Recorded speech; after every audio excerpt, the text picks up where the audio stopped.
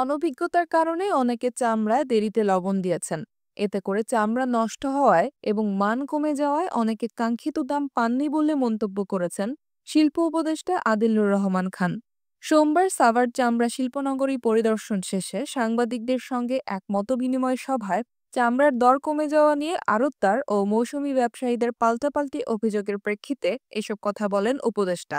আদিলুর জানান, এ পর্যন্ত ৩,৭৮,০০০ পিস চামড়া এসেছে শিল্পনগরীতে।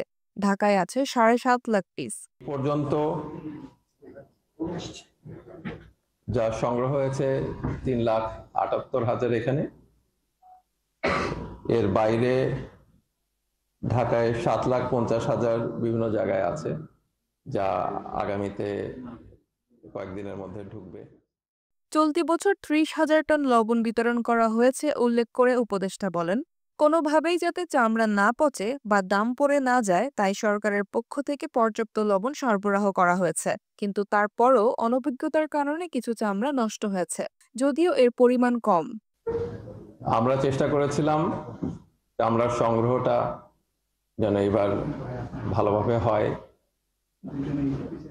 যেন মূল্যটা যত দূর সম্ভব আমরা নির্ধারিত যেটা করেছি সেই অনুযায়ী পান।